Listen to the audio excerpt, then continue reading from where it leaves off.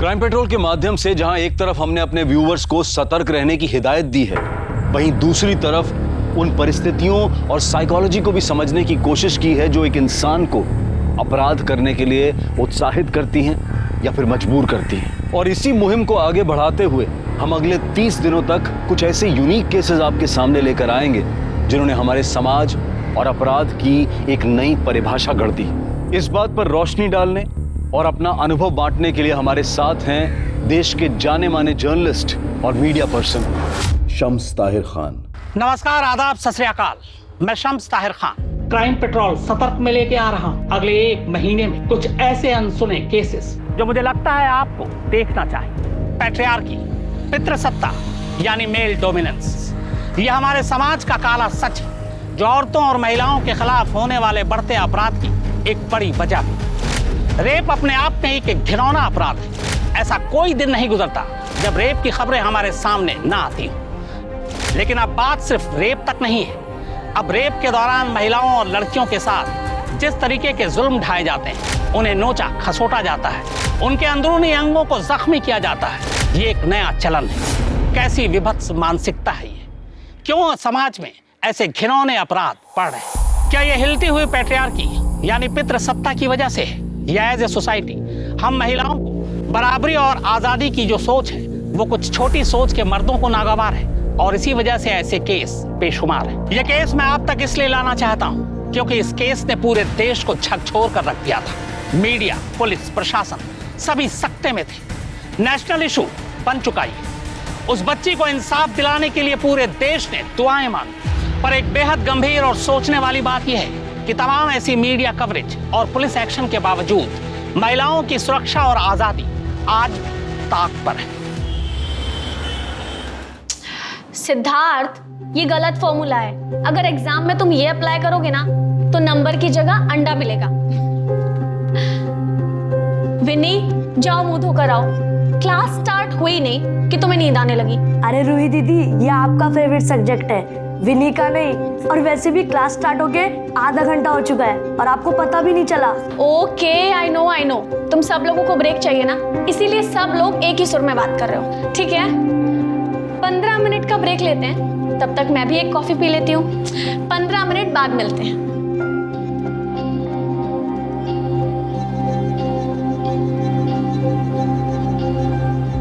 Dad, अरे क्या हुआ आपको? अरे बिटिया कुछ नहीं, वो दाल निकालने के लिए ऊपर उठे थे, कैबिनेट खुला हुआ था, उसी से बच गए। तुम चिंता मत करो, ठीक हो जाएगा। अरे अपने आप कैसे ठीक हो जाएगा? कुछ लगाना पड़ेगा इस पे। चलिए आप। ठीक हो जाएगा। कहाँ चलिए? डैड, कहाँ ना चलिए। चलिए मैं कुछ लगाती हूँ इस पे। चलिए उठिए आराम से। डैड, आप भी ना बैठे बिठाए अपना सर फोड़ लिया। संभाल के। सॉरी डैड, बस 2 मिनट।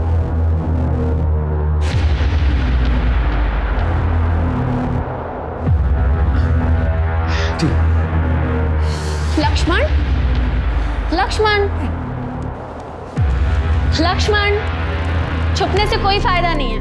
मैंने देख लिया है तुम्हें। आओ लक्ष्मण। क्लास क्यों नहीं आया आज तुम? वो मेहमान आने वाले हैं तो मालकिन ने पूरा घर साफ करवाया, वहीं देर हो गई। कोई बात नहीं, लेकिन होमवर्क तो किया है ना? हाँ, पर जल्दी जल्दी में किया है। ठीक से किया है कि नहीं वो भी नहीं पता, इसीलिए छुप रहा था। अरे बुद्धू, लाओ मुझे 2 कॉपी। मैं देख के बता देती हूँ होमवर्क सही किया या नहीं किया। कल का होमवर्क भी तो देना है तुम्हें। रूही बिटिया, ये आपकी coffee. Thank you dad. Lakshman, जब तक बिटिया तुम्हारी कॉपी चेक कर रही है ना, तुम यहाँ बैठ के सब्जी काटने में हमारा हाथ बटाओगे। ठीक है श्याम भाई। लक्ष्मण,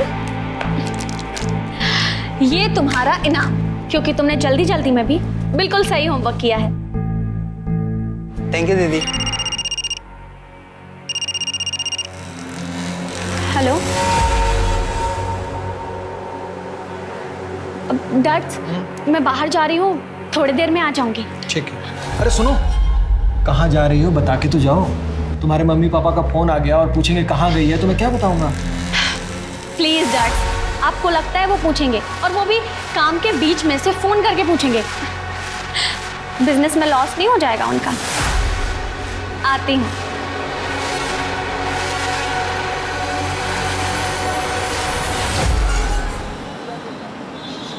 इतने से खांसी थी मम्मी को, कब से बोल रहा था टेस्ट करा लो, पर सुनती कहाँ है। आज सुबह खांसी में मुंह से ब्लड आया, हॉस्पिटल लेकर भागा, टेस्ट कराया तो पता चला उन्हें टीबी है, वो भी लास्ट स्टेज। मुझे तो समझ में नहीं आ रहा मैं क्या करूं। एक काम करो, तुम ये रखो और टेंशन मत लो, सब ठीक हो जाएगा। थैंक यू रूही, पर इतने से कुछ नहीं होने वाला, लंबी ट्रीटमेंट चलेगी। अभी ये रखो, फिर हम देखते हैं, मैं कुछ अरेंज कर लूंगी। अभी तुम आंटी के पास जाओ और उनका ख्याल रखो, अपना भी। ठीक है। सुनो, ये तुम्हारी आंखें इतनी रेड रेड सी क्यों लग रही हैं? तुम ठीक तो हो ना? हाँ, वो रात भर सोया नहीं ना, हॉस्पिटल में था तो थक गया हूँ। मैं चलता हूँ, मुझे लेट हो रहा है हॉस्पिटल के लिए। ठीक है।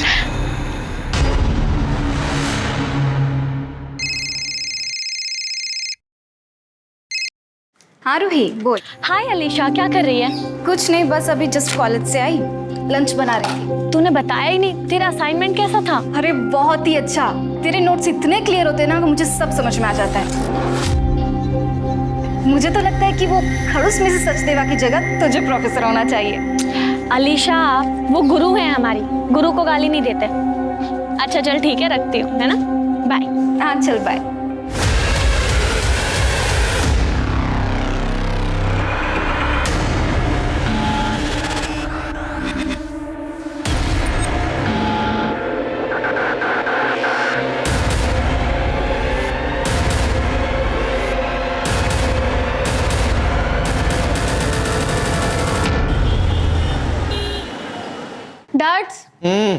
डैड्स, मॉम डैड का कॉल आया, बताया उन्होंने वो कब तक आएंगे। अरे बिटिया, बार बार एक ही बात पूछने से बात बदल थोड़ी ही जाएगी हैं? आ जाएंगे जब उनको आना होगा। तुम थक गई होगी, जाके सो जाओ। नहीं डैड्स, 2 दिन हो गए मैंने उनका चेहरा नहीं देखा। आज तो मैं तभी सोऊंगी जब वो आ जाएंगे, तब तक हॉल में बैठ के टीवी देखती हूँ।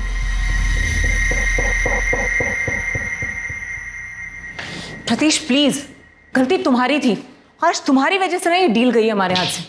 Why are you blaming me? बताओ मुझे। श्याम! श्याम!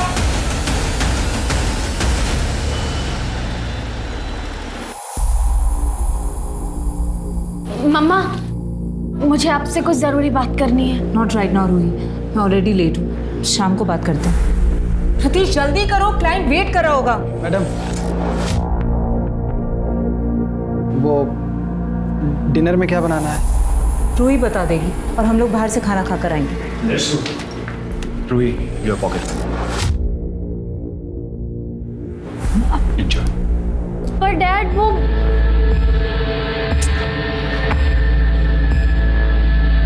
डैड, आप ठीक हो ना? कल रात को जो कुछ भी हुआ उस बात से आप बहुत परेशान होगे ना? नहीं बेटा।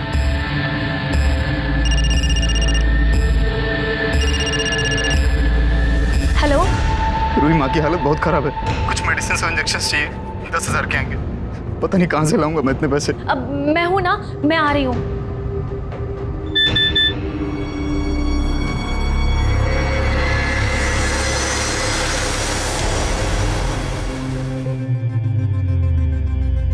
अरे रूही, क्या हुआ? मूड क्यों ऑफ है तुम्हारा? मम्मी पापा से झगड़ा हो गया?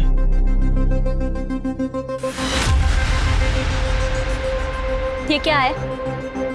रूही, तुम जैसा सोच रही हो वैसा कुछ भी नहीं है, ये तो बस दोस्तों के साथ में। यही है ना वो मेडिसिन और इंजेक्शन जिसके लिए तुम्हें मुझसे 10,000 चाहिए थे? मम्मी की बीमारी का झूठ बोल के मैं तुमसे पैसा लूंगा? वो बिल्कुल ठीक है, मेरी अभी उनसे बात हुई, और तुम्हें तो मुझे थैंक यू बोलना चाहिए कि मैंने उन्हें ये नहीं बताया कि उनका बेटा ड्रग्स लेने के लिए उन्हें हॉस्पिटल तो क्या मौत की कगार तक पहुंचा चुका है। मेरी बात सुनो, मुझे भरोसा करो, मैं ऐसा नहीं हूँ।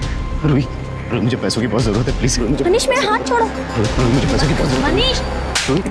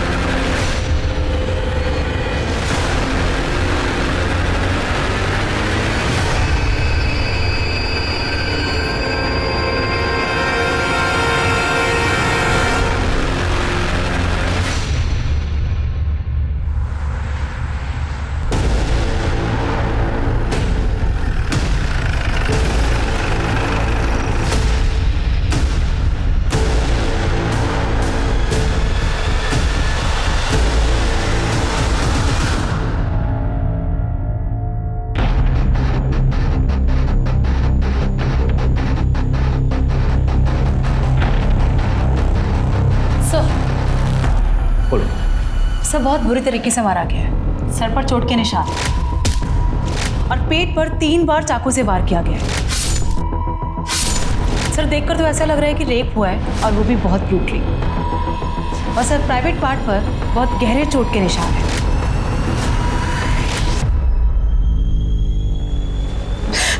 सर हम रेस्टोरेंट के बिजनेस में कल शाम को मिस्टर एंड मिसेस बैनर्जी के यहाँ पर थे। उनकी बिजनेस में पार्टनरशिप की डील के बारे में डिस्कशन चल रहा था। वहाँ से लौटते हमें सुबह के 4 बज गए। सर जैसे हम घर में घुसे हमने देखा रूही के कमरे का दरवाजा खुला है। रूही हमेशा ना अपने कमरे का दरवाजा बंद करके सोती थी। रूही? रूही रोहित क्या रोहित क्या हुआ साहब?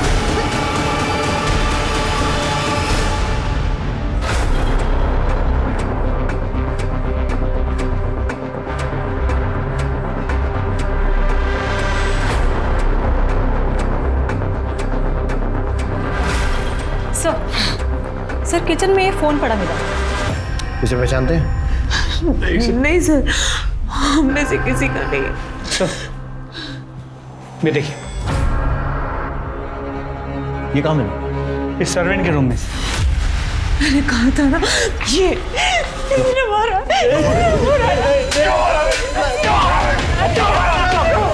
छोड़िए इसे।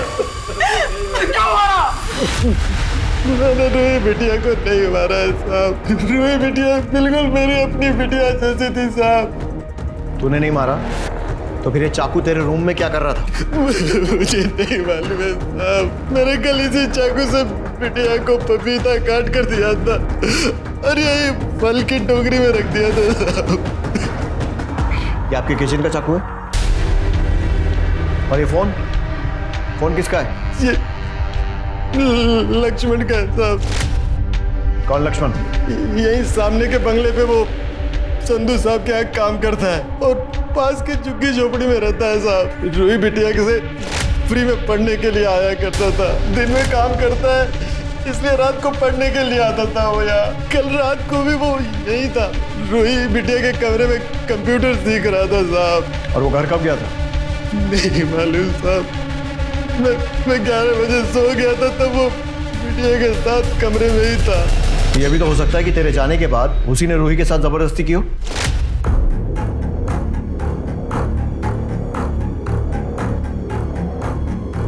लक्ष्मण ये क्या कर रहे हो तुम? लक्ष्मण, मैंने कहा छोड़ो, तुम बदतमीजी। लक्ष्मण मैं शोर मचा दूंगी।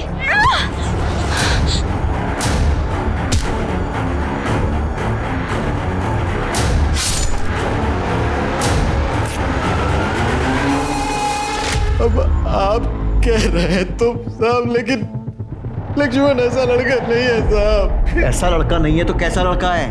हाँ, और अगर उसने नहीं किया है तो तूने किया होगा, क्योंकि मिस्टर और मिसेस टंडन के आने तक तुम दोनों रूही के साथ थे। मेरी बिटिया की तरह थी साहब, मैंने उसे नहीं मारा। इसके फिंगरप्रिंट्स लो और चाकू से मैच करने के लिए फोरेंसिक भेजो। उस लक्ष्मण को उठाओ और इसको मर्डर के सस्पेशन में अंदर करो। पिछली रात रूही टंडन 17 साल की एक मासूम लड़की का बड़ी बेरहमी से कत्ल कर दिया गया। पुलिस को शक है कि रूही के साथ रेप भी हुआ है। अब यह किसने किया और क्यों किया, पुलिस इसकी तहकीकात कर रही है। मगर एक बड़ा सवाल, रूही का रेप और कत्ल घर के अंदर हुआ। रूही चीखी होगी, चिल्लाई होगी, फिर घर में मौजूद नौकर श्याम ने उसकी आवाज क्यों नहीं सुनी? आस पड़ोस तक उसकी चीख की आवाज क्यों नहीं पहुंची? या फिर लोगों ने चीख की आवाज सुनकर उसे अनसुना कर दिया? सवाल यह भी कि यह कत्ल और रेप क्या प्लान था या फिर अचानक हुआ?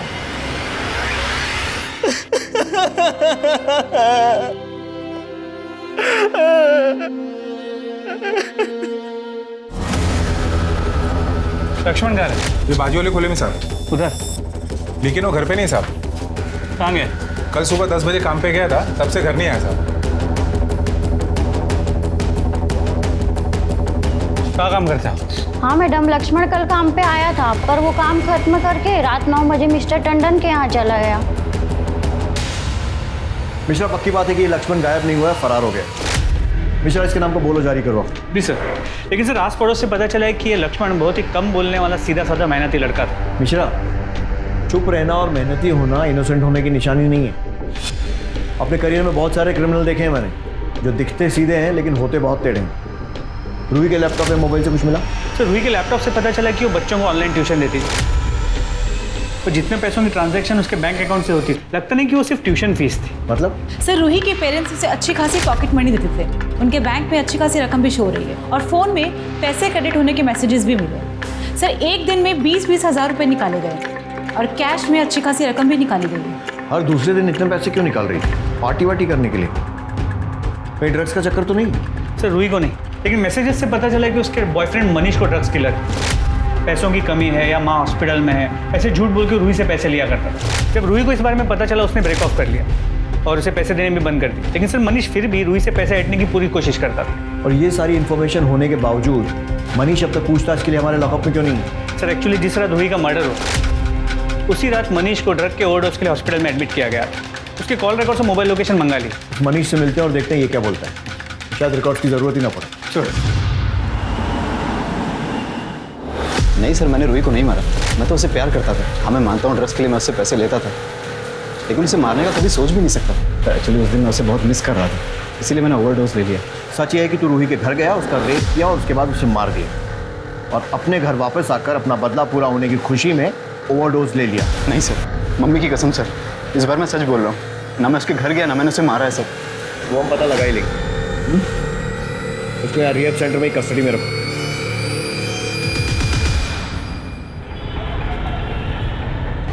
मतलब रूही शायद अनजाने में मनीष की ड्रग्स की आदत को सपोर्ट कर रही थी या फिर शायद उसे भी ड्रग्स की लत थी। सर पूछताछ तो ऐसा कुछ समझ में नहीं आया। रूही के फ्रेंड्स, प्रोफेसर या रिलेटिव्स उनका यही कहना है कि बहुत ही अच्छी लड़की थी, उसका इंटरेस्ट सिर्फ पढ़ाई और सोशल सर्विस में था। जी सर, और पोस्टमार्टम रिपोर्ट से भी यही कंफर्म हुआ है कि रूही ड्रग्स नहीं लेती थी। और ये भी पता चला कि उसके साथ रेप नहीं हुआ था जैसे हमें क्राइम सीन पे लगा था, क्योंकि उसके प्राइवेट पार्ट्स को डिस्ट्रॉय किया गया था। सर उसके बॉडी पे, कपड़ों पे, बेडशीट पे कहीं भी कोई सीमेंट ट्रेसेस या कोई लुब्रिकेंट के सैंपल्स नहीं मिले। कोई हार्ड स्टिक या रॉड जैसी किसी चीज़ को इंसर्ट करके उसके प्राइवेट पार्ट्स को डिस्ट्रॉय किया गया। सर उसकी मौत 10 फरवरी की रात 11 से 2 के बीच हुई और मौत की वजह चाकू से वार। सर, टंडन फैमिली के पड़ोसी संदीप जैन आपसे मिलना चाहते हैं। सर मैं टंडन फैमिली के पास वाले घर में रहता हूँ। लास्ट वीक जब मैं देर रात तक कुछ काम कर रहा था तो टंडन के यहाँ से मुझे अचानक चीखने चिल्लाने की आवाज़ सुनाई दी। तो मैंने सुना कि मिस्टर और मिसेस टंडन अपने सर्वेंट शाम के ऊपर चिल्ला रहे थे कि वो रूही के साथ कुछ गंदी हरकतें करने की कोशिश कर रहा था जो वो सो रही थी। जैन साहब आप? अरे क्या हुआ टंडन साहब, आपके घर से इतना शोर आ रहा है? सब ठीक है ना? जी वो संदीप जी बिल्कुल ठीक है। आई एम सो सॉरी आपको इतनी रात को डिस्टर्ब हुआ। आप जाइए, आराम से सो जाइए, अभी कोई आवाज़ नहीं आएगी आपको।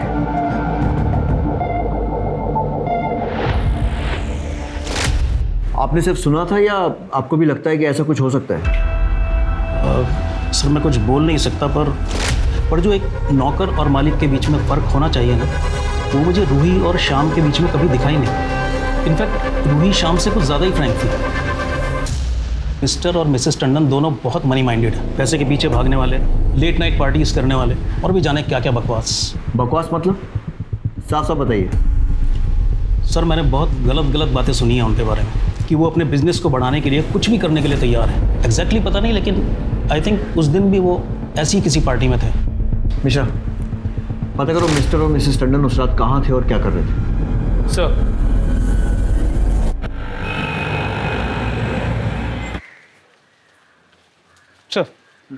सर जिस रात रूही का मर्डर हुआ उस रात mister and Mrs Tandon Pramila और प्रकाश बैनर्जी के घर पे और वहाँ वाइफ स्वैपिंग जैसे कुछ होने वाला था। सर बैनर्जी के बेटे नील ने रूही को सोशल मीडिया पे वार्निंग भेजी थी कि वो अपने माँ बाप को फ़ोन करके समझा दे, क्योंकि उसके माँ बाप मिस्टर एंड मिसेस बैनर्जी को कोई गंदा गेम खेलने के लिए फोर्स कर रहे हैं और अगर रूही ने ऐसा नहीं किया तो उसकी कीमत रूही को चुकानी पड़ेगी। और सर उसके बाद देर रात मिसेस टंडन मिस्टर बैनर्जी के साथ अकेले कहीं बाहर गई। मैंने बताया ना आपको इंस्पेक्टर की बिजनेस मीटिंग थी। मीटिंग घर पे, और वो भी इतना लेट नाइट तक? हमने बताया आपको कि हमारा रेस्टोरेंट का बिजनेस है और मिस्टर एंड मिसेस बैनर्जी हमसे सिर्फ उसी सिलसिले में मिले थे। उनका बिजनेस लॉस में जा रहा था और वो चाहते थे कि वो हमारे साथ पार्टनरशिप में डील करें, जिसके लिए मिस्टर टंडन को मिसेस बैनर्जी के साथ घर में रुकना पड़ा अकेले। और आपको मिस्टर बैनर्जी के साथ अकेले बाहर जाना पड़ा। Mind your language inspector. उनके घर में वाइन खत्म हो गई थी, इसलिए मैं मिस्टर बैनर्जी के साथ वाइन लेने गई थी। और आप ये फालतू के सवाल क्यों पूछ रहे हैं? क्या आपने ये पता लगाया कि शाम के रूम में वो चाकू कहाँ से आया? ये पता लगाया कि मेरी बेटी का मर्डर किसने किया? वो सब भी पता चल जाएगा। हमें अपना काम सिखाने की कोशिश मत कीजिए। पता चल जाएगा मतलब? मैं आपको बोल रही हूँ ना, शाम नहीं मारा है रूही को। मैंने कुछ दिन पहले भी नोटिस किया था। शाम मेरी बेटी को मॉलेस्ट करने की कोशिश कर रहा था और हमने रंगे हाथों पकड़ा था उसको। क्या कर रहे थे तुम? हाँ, तुम्हारी हिम्मत कैसे हुई रूही के पास जाने की? नहीं मालकिन, आप गलत समझ रही हैं। बिटिया टीवी देखते हुए हॉल में सो गई थी तो हम उनको लाके यहाँ सुना रहे थे। Shut up! हमने अपनी आंखों से देखा है कि तुम क्या कर रहे थे। वो सो रही थी और तुम उसका फायदा उठाने की कोशिश कर रहे थे। नहीं साहब, नहीं। मॉम, डैड, ये क्या कर रहे हैं आप लोग? डैड्स पे इतने घटिया इल्जाम कैसे लगा सकती हैं आप? हमें कुछ नहीं पता है रूही। हमने अपनी आंखों से देखा है कि क्या करने की कोशिश कर रहा था। नहीं मैडम, हमने ऐसा कुछ नहीं किया। नहीं मॉम। सर, शोर सुनकर मिस्टर जैन आधी रात को हमारे घर आ गए। तो जैसे तैसे हमने उन्हें सॉरी बोलकर वापस घर भेज दिया। उस रात मुझे शाम पर बहुत गुस्सा आ रहा था। मैं उसे आधी रात को घर से बाहर निकाल देता, लेकिन रूही ने मेरी एक बात नहीं सुनी। रूही ये मानने को तैयार नहीं थी कि शाम ऐसा कर सकता है। एक्चुअली पता है, किसी की गलती नहीं है, गलती हमारी। ऐसे छोटे लोगों के साथ हमने हमारी बेटी को मिलने दिया। आई एम श्योर सर, ये लक्ष्मण है ना, ये मेरी बेटी के मर्डर में इन्वॉल्व है, इसीलिए वो गायब है। हाँ, प्लीज उसे ढूंढिए, मेरी बेटी को इंसाफ दिला दीजिए।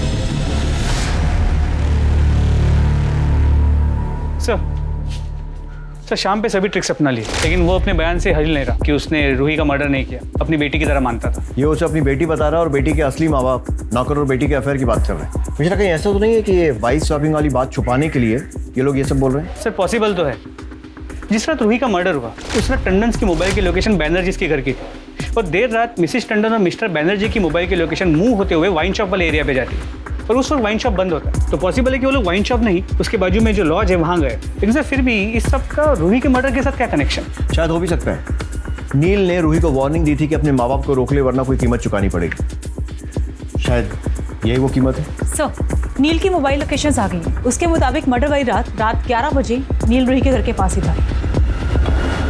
तूने रूही को वार्निंग दी थी ना कि अपने माँ बाप को रोक ले, नहीं तो उन्हें कीमत चुकानी पड़ेगी। उसने ऐसा नहीं किया और तूने उसका मर्डर कर दिया। नहीं सर, आप क्या बात कर रहे हो? मैंने उसको मैसेज जरूर किया था पर उसका मर्डर नहीं किया। मोबाइल लोकेशन में साफ दिख रहा है कि तू उसके घर गया था। अब अगर मारने नहीं गया था तो फिर और क्यों गया था? सर मैं वहाँ पे उससे सिर्फ बात करने गया था, और मैं जैसे उसके घर पे पहुंचा मुझे मॉम का फोन है और मुझे मॉम ने बोला कि बेटा तू जैसा समझ रहा है वैसा कुछ भी नहीं है। मैं वहाँ से चुपचाप अपने घर आ गया था सर। जैसा ये सोच रहा है वैसा नहीं था, तो फिर कैसा था? सर हमारा रेस्टोरेंट का बिजनेस लॉस में चल रहा था, और जब बिजनेस बढ़ाने के लिए मिस्टर एंड मिसेस टंडन ने हमें पार्टनरशिप का प्रपोजल दिया, हम लोगों ने इंटरेस्ट लिया, लेकिन बाद में वो हमारा माइंड वॉश करने लग गए वाइफ स्वैपिंग के लिए। और फिर सर उसके बाद तो लिटरली उन्होंने हमें मनाना शुरू कर दिया वाइफ्स की अदला बदली के लिए। और एक दिन तो हद होगी जब मिसेस टंडन मुझे वाइन के बहाने बाहर ले गई। और सर यहाँ प्रतीश मेरे साथ गलत हरकत करने की कोशिश कर रहा था। प्रमला जी, मैं आपको कुछ दिखाना चाहता था। बिल्कुल दिखाइए। क्या है कि हम अपना रेस्टोरेंट कैसे चलाएंगे।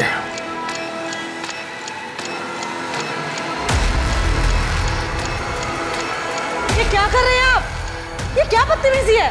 और जब मैंने उन्हें कहा कि अगर वो इस तरह से रेस्टोरेंट चलाना चाहते हैं तो हम अपना रेस्टोरेंट बंद रखना ज़्यादा पसंद करेंगे, और जब हमने उनकी शर्तें नहीं मानी तो वो दोनों अपना मूड खराब करके तकरीबन सुबह 4 बजे तक हमारे घर से चले गए। आप रूही के केस में इन्वेस्टिगेशन कर रहे हैं या फिर हमें बदनाम करने की कोशिश? इतना घटिया वाइफ स्वैपिंग का इल्जाम। ये इल्जाम हमने नहीं, मिस्टर एंड मिसेस बैनर्जी ने लगाया आप दोनों पे। अगर उन्होंने भी लगाया ना तो भी हम इसे मानने से डिनाई करते हैं। कहा था ना मैंने आपसे कि ये कपल भरोसे के लायक नहीं है। कैसा भरोसा? पार्टनरशिप में परसेंटेज को लेकर हर वक्त नई बात रखते थे। मैंने कहा था प्रतीश से कि पैसा लगाने से पहले सब कुछ कंफर्म कर लो, लेकिन इन्होंने मेरी एक बात नहीं मानी। और अब जब इतना पैसा लगा चुके हम तो वो इस डील को कैंसिल करने के बहाने ढूंढने के लिए हम पर ये इतना घटिया वाइफ स्वैपिंग का इल्जाम लगा रहे हैं। सर आपके कॉल रिकॉर्ड्स में एक नंबर मिला है जिससे अक्सर आपकी बातें होती हैं, किसका नंबर है? ये तो हमारे बेटे जय का नंबर है। कहाँ है? बुलाइए उसे। अब सर वो एक्चुअली यहाँ नहीं रहता है, वो नोएडा में हॉस्टल में रहता है। वो उसका कॉलेज एक्चुअली वहाँ से पास है, इसलिए। यानी वो घर आता ही नहीं है? नहीं, इतना कुछ हो गया और दिखाई नहीं दिया वो? नहीं सर, वो उसके एग्जाम्स चल रहे हैं इसलिए। और अभी वो रूही के क्रिमेशन पर आया था, फिर चला गया। उसके हॉस्टल का एड्रेस दीजिए। सेक्स और ड्रग्स, ये दोनों ही आजकल मॉडर्न रिच लाइफ स्टाइल का खिलौना सच है। और वाइफ स्वैपिंग इसका एक नया एंगल। मिस्टर प्रतीश टंडन और मिसेस माया टंडन, इन दोनों पर भी वाइफ स्वैपिंग के इल्जाम लगे, जिसे उन्होंने खारिज कर दिया।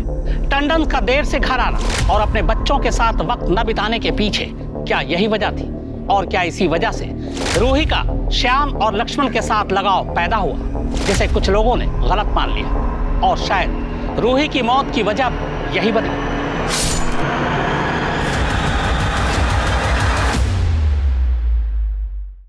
तुम्हें नहीं लगता ऐसे टाइम में तुम्हें अपने माँ बाप के साथ होना चाहिए? सर मैंने मॉम को बोला था, लेकिन उन्होंने कहा कि एग्जाम के टाइम तुम्हें डिस्टर्ब होगा वहां पे, इसलिए तुम वहीं रुक जाओ। वैसे नोएडा इतना दूर नहीं है दिल्ली से कि एग्जाम देने नहीं जा सकते।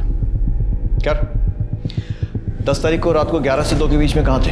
हॉस्टल में अपने रूम में था, पढ़ाई कर रहा था। कोई और है जो तुम्हारी इस बात को कंफर्म कर सके? हाँ सर, हमारे हॉस्टल के जो वार्डन है बलविंदर सिंह, आप उनसे पूछताछ कर सकते हैं सर।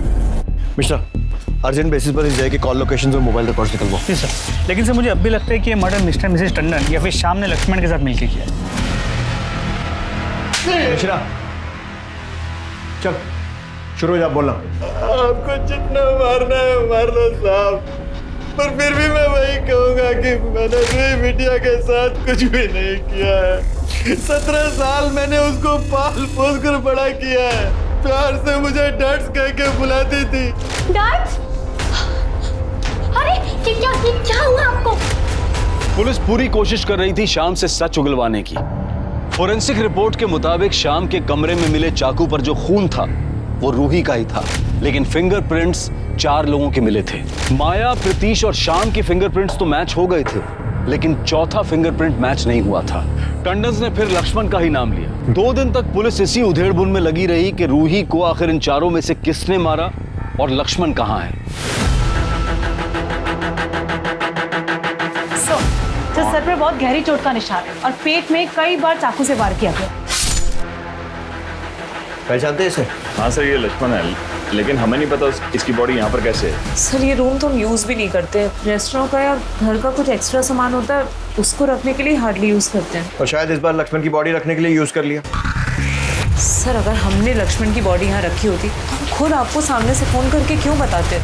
ठीक इसीलिए, ताकि हम ये सोचें कि आपने अगर बॉडी रखी है तो आप क्यों फ़ोन कर रहे हैं। बहुत पुरानी ट्रिक है, हम बहुत सारे केसेस में और आप लोग बहुत सारी फिल्मों में देख चुके होंगे। आप जैसा सोच रहे हैं सर, ऐसा बिल्कुल नहीं है। हमने कुछ नहीं किया। ऐसे लोगों को तो मैं अपने घर में भी घुसने नहीं देता। ये रूही थी जो सबको सर पे चढ़ा रखा था, ये शाम, ये लक्ष्मण।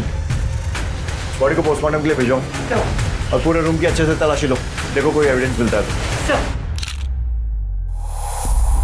टंडन दंपत्ति के गैराज से मिली लक्ष्मण की लाश ने पूरे केस को ही पलट कर रख दिया। अब तक पुलिस को सारा शक लक्ष्मण पर ही था, लेकिन अब लक्ष्मण का भी कत्ल हो चुका था, लिहाजा पुलिस के शक की सुई रूही के माता पिता की तरफ घूम जाती है। पर क्या पुलिस इस केस को अब सॉल्व कर पाएगी?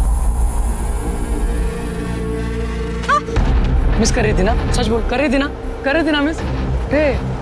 हट जा मेरे रास्ते से तुम दोनों। क्या करेगी घर पे जाके? अरे बोर होगी। मैं हूँ क्या, कंपनी दूंगा तुझे। मेरी चप्पल कंपनी देगी तुम लोगों को। बचाओ! हेल्प! क्या कर रहा है? बचाओ! हेल्प!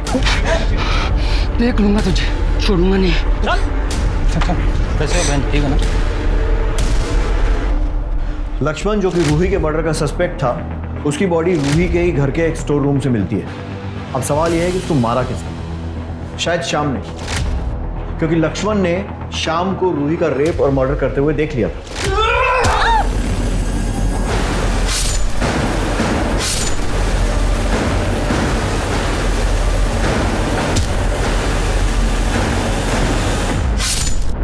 लेकिन सर शाम को लक्ष्मण की बॉडी स्टोर रूम में रखने की क्या जरूरत थी?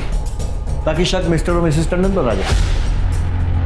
लेकिन एक और पॉसिबिलिटी, शायद मिस्टर एंड मिसेस टंडन ने ही लक्ष्मण को मारा। नील के मैसेजेस से रूही को पता चल गया था कि उसके माँ बाप पार्टी और बिजनेस के लिए क्या क्या करते हैं। हो सकता है कि उस रात जब वो घर पहुंचे हों, रूही ने उन्हें वो मैसेजेस दिखाए हों, कन्फ्रंट किया हो। बदनामी के डर से टंडन ने पहले रूही को मारा, लक्ष्मण ने ये देख लिया हो, उन्होंने लक्ष्मण को भी मारा।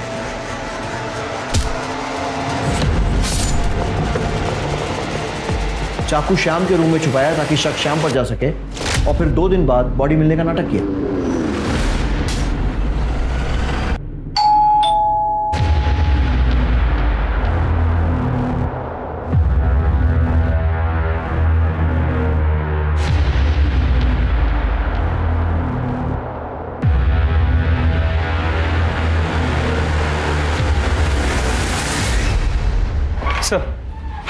सर मनीष ने हमसे झूठ कहा था। जिस रात रूही का मर्डर हुआ उस रात मनीष के मोबाइल की लोकेशन रात 11 से 11:30 के बीच रूही के घर के पास की थी। मनीष, मैं कह रही हूँ चले जाओ यहाँ से, वरना मैं बस एक आखिरी बार 10,000 रुपए दे दो प्लीज। मनीष, मैंने तुमसे कहा ना तुम चले जाओ, वरना मैं शोर मचा दूंगी, समझे तुम?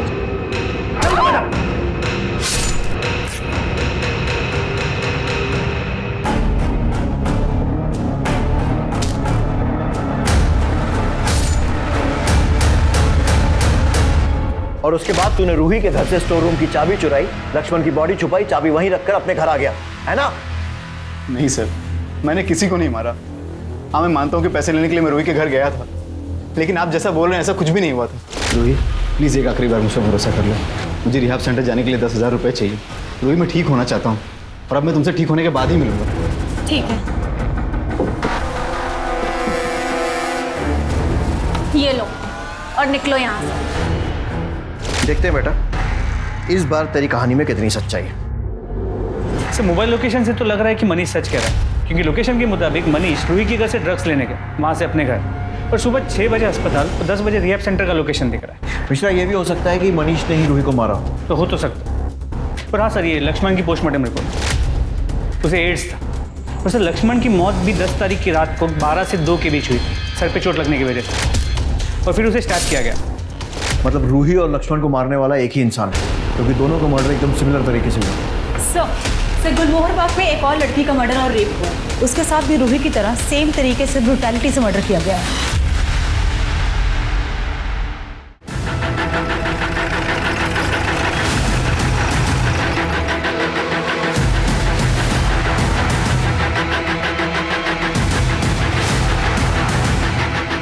चेक करो।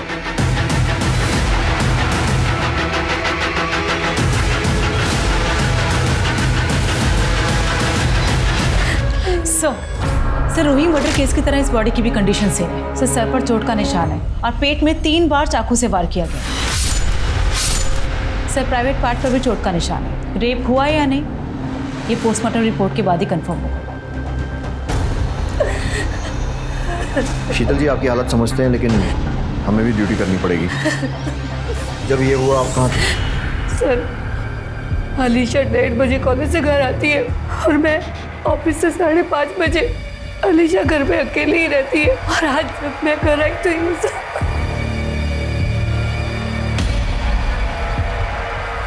सर सोफे के नीचे चाकू मिला। ये आपके घर का चाकू है? हाँ सर।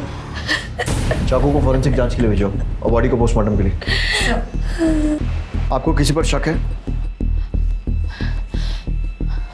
सर वो लड़के, अलीशा ने मुझसे कहा था कि जब भी वो कॉलेज से आती थी तो वो लड़के उसका रास्ता रोकते थे। मिस कर रही थी ना, सच बोल, कर रही थी ना, कर रही थी ना मिस। हे हट जा मेरे रास्ते से तुम दोनों। आप पहचान सकती हैं उन लड़कों को? आपने पुलिस में कंप्लेंट क्यों नहीं की थी? मैंने उन लोगों को वार्निंग दी थी पर मैंने पुलिस में कंप्लेंट नहीं की। मैंने सोचा वो छोटे बच्चे हैं, उनका फ्यूचर खराब हो जाएगा।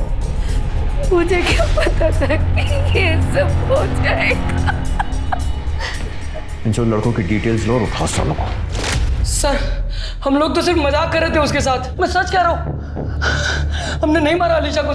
सर आपको कोई गलत फहमी हुई है, हमारे बच्चे ऐसे नहीं है सर। गलत फहमी मुझे नहीं आपको हो रही है। आपके बच्चे इतने दिन से एक लड़की को छेड़ रहे थे, आपको पता भी नहीं है? उसी लड़की का मर्डर हुआ है। और रेप भी हुआ था। अब 2+2 कुछ समझ में आ रहा है या अभी भी इनकी सफाई देनी है? और तू आखिरी मौका है सच बोलने का, बोल दे, क्योंकि अगर मैंने सच उगलवाना शुरू किया ना तो तेरा बाप क्या भगवान भी नहीं बचा पाएंगे तुझको। बोल। सर वो अलीशा मुझे बहुत अच्छी लगती थी और ये बात इसे बताते इसलिए ये उसे जानबूझकर चिढ़ाया करता था, लेकिन मैं सच कह रहा हूँ, मैंने कभी उसे कुछ नहीं कहा। ये बात सही है कि मुझे पता था दिन भर वो अकेली रहती है रूम में, इसलिए मैं जाता था और उसे चुपके देखता था सर। और कल उसने तुझे देख लिया, तुझे धमकी दी, तुझे गुस्सा आया, तूने उसका रेप किया और मर्डर कर दिया, है ना? नहीं सर, मैंने नहीं मारा अलीशा को, और कल तो मैं उसके घर की तरफ गया ही नहीं। इनको बाहर लेकर चलो, इनकी स्टोरी क्रॉस चेक करो। चलो चल बेटा। अरे आप जबरदस्ती इनकी सफाई देने के बजाय अगर टाइम पर इन्हें संस्कार दिए होते ना तो ये नौबत नहीं आती। सर हमने कॉलेज के स्टाफ और वहाँ के सीसीटीवी फुटेज से कंफर्म किया, अर्जुन और उसका दोस्त सच कह रहे हैं। शाम 5 बजे तक वो लोग कॉलेज में ही थे। सर अलीशा के घर के पास का सीसीटीवी फुटेज मिल गया। सर इसने जानबूझकर फेस पर कपड़ा और सर पर कैप पहनी हुई है। सर किसी भी तरीके से इसका चेहरा पहचानना इम्पॉसिबल है। 1 मिनट रिवाइंड करो, प्ले, पॉज, जूम करो। शूज पे ये शूज मैंने पिछले 4-5 दिनों में कहीं देखे हैं, कहीं पर रखे हुए देखे हैं या फिर किसी ने पहने हुए थे। मिश्रा, यादव, रूही और अलीशा के मर्डर के जितने भी सस्पेक्ट्स हैं उनके घरों की फिर से तलाशी लेनी होगी, लेकिन याद रहे कि उन्हें पता नहीं लगना चाहिए कि हम ढूंढ क्या रहे हैं। अलीशा की पोस्टमार्टम रिपोर्ट के मुताबिक उसकी मौत बिल्कुल रूही के मर्डर की तरह से हुई थी। उसका रेप नहीं हुआ था, लेकिन फिर भी उसके अंदरूनी भागों को शत विकसित किया गया था। उसके मर्डर के लिए अलीशा के घर का ही चाकू इस्तेमाल किया गया था, जिस पर सिर्फ अलीशा और उसकी मां शीतल के ही फिंगरप्रिंट्स थे। अलीशा और रूही का क्लासमेट होना इस केस को एक नया एंगल दे रहा था। क्या ये दोनों मौतें एक संयोग थी या फिर लिंक्ड?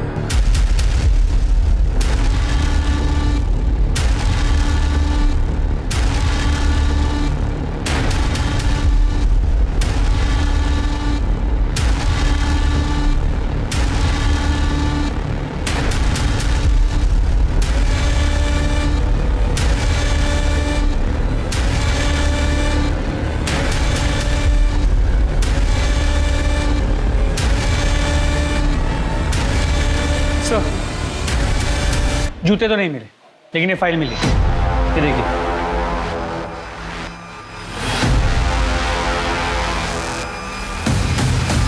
तेरे मोबाइल रिकॉर्ड से साफ है कि जब रूही का मर्डर हुआ था तेरी लोकेशन घर पे थी, और जब अलीशा का मर्डर हुआ तो तेरी लोकेशन उसके घर पे थी। बाकी सीसीटीवी फुटेज तुझे दिखाई दिया है। चल अब शुरू हो जाए, बता क्यों किया ये सब? हाँ, मुझे प्राइवेट पार्ट में इन्फेक्शन था। डॉक्टर ने कहा था कैस्ट्रेशन कराना पड़ेगा और मेरा प्राइवेट पार्ट काटना पड़ा सर। इसीलिए पुनीता और मेरा कभी सेक्स नहीं हो पाया सर। लेकिन ये बात मैंने पुनीता को कहीं बताई नहीं थी सर। मुझे हमेशा से लगता था कि वो मेरा मजाक ही उड़ाएगी, और फिर मुझे गे सेक्स के बारे में पता चला। लक्ष्मण को देखा तो पता चला कि वो भी मेरी ही तरह है, और तब हमारा अफेयर शुरू हो गया था सर। स्टोर रूम की एक्स्ट्रा चाबी हमेशा मेरे पास रहती थी सर। तो सर हॉस्टल से निकलने के बाद मैं हमेशा लक्ष्मण के साथ स्टोर रूम में ही बैठता था सर। सर मुझे पता था कि वहाँ कभी कोई नॉर्मली आता नहीं, और उस रात लक्ष्मण ने मुझे कॉल करके घर पे बुलाया सर। हम स्टोर रूम में ही मिले थे। ये देख मेरी मेडिकल रिपोर्ट, इसमें लिखा है मुझे एड्स है। तेरे सिवाय मैंने किसी के साथ भी नहीं किया है। तूने जानबूझ के बीमारी मुझे दी है, जानबूझ के। तुझे पता था तुझे एड्स है, तुझे पता था। मेरे साथ प्यार करने का नाटक किया तूने। अब मैं तुझे नहीं छोड़ूंगा। तेरे बारे में सबको बताऊंगा मैं, सबको, मम्मी को, पापा को, सबको, पुलिस तक को बता दूंगा। तू याद रखना। लक्ष्मण सुन यार, तू ऐसे सबको जाके बता देगा तो मेरी असलियत सबके सामने आ जाएगी यार, प्लीज। तेरी सच्चाई छुपाने के लिए मैं मर जाऊं क्या? तू जो है यार।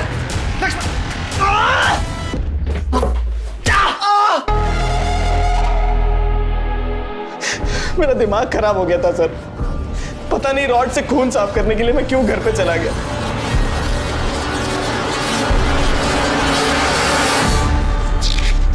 जय, तुम इतनी रात को? और ये तुम्हारी मेडिकल रिपोर्ट्स मुझे मॉम डैड के कमरे में मिली। इसमें लिखा है कि तुम्हारे प्राइवेट पार्ट्स में इन्फेक्शन था, इसीलिए तुम्हारा क्रस्टेशन कराना पड़ा। शायद इसीलिए पुनीता ने तुमसे ब्रेकअप कर लिया। हाँ, काटना पड़ा मुझे। नामर्द हूं ना मैं, यही कहना चाहती हो ना तुम? हाँ, मैं पुनीता के साथ कुछ नहीं कर पाया। नहीं भैया, तो बस आपसे ये कहना चाह रही हूँ कि शायद पुनीता को अगर हम पहले बता देते इस बारे में तो शायद वो इस सिचुएशन को समझ पाती। मुझे ऐसा लगता है कि मुझे उसे बता देना चाहिए। रूही, कहा था ना फेक सिंपैथी नहीं चाहिए, मतलब नहीं चाहिए। बहुत खुशी हो रही थी ना तुझे अपने नॉर्मल और मेरे नामर्द होने पर?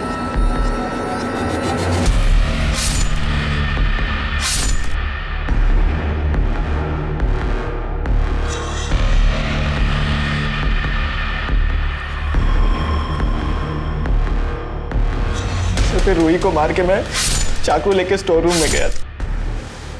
वहाँ लक्ष्मण को स्टैब करने के बाद मैं वो चाकू लेकर के शाम के रूम में रखाया था ताकि सारा का सारा शक शाम पर जाए। हॉस्टल के रास्ते में मैंने रॉड फेंक दी और अपने रूम में मेडिकल रिपोर्ट छुपा दी थी सर। और अलीशा, उसको क्यों मारा? आपकी इन्वेस्टिगेशंस को डाइवर्ट करने के लिए सर। सर, मैंने न्यूज़ में सुना था कि रूही के केस में मॉम डैड को सस्पेक्ट किया जा रहा है। सर, सिर्फ मॉम डैड है जो मुझे अच्छे से समझते हैं। सर, मुझे लगा वो फंस जाएंगे, मैं उन्हें खोना नहीं चाहता था सर। मुझे पता था अलीशा दोपहर में अकेले घर पे रहती है, इसीलिए मैं जानबूझकर मुंह छुपा कर गया था ताकि कोई पहचान ना सके।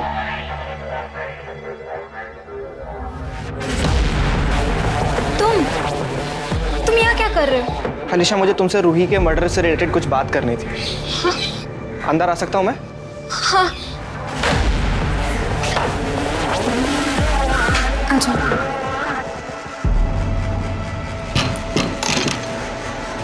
हाँ, क्या बोल रहे थे? अलीशा, मुझे पता है रूही का मर्डर किसने किया है। किसने किया है? मैंने। हाँ?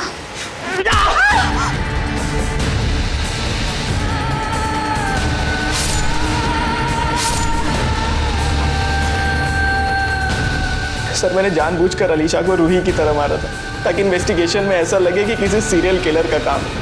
और इसके बाद भी अगर मेरे मॉम डैड को सस्पेक्ट रखा जाता तो मैं किसी तीसरी लड़की को भी मार देता सर, लेकिन मेरे पास कोई और ऑप्शन नहीं था सर। रूही से बात करने का ऑप्शन था तेरे पास। जो लड़की गरीब और मजबूर लोगों की बात समझ के उनकी हेल्प करती थी, वो अपने भाई की बात नहीं समझ सकती थी। पर तेरे सर पर तो सनक सवार थी। सिर्फ रूही नहीं, अलीशा, लक्ष्मण, सबको मार दिया। किस लिए? ताकि माँ बाप को खोना ना पड़े।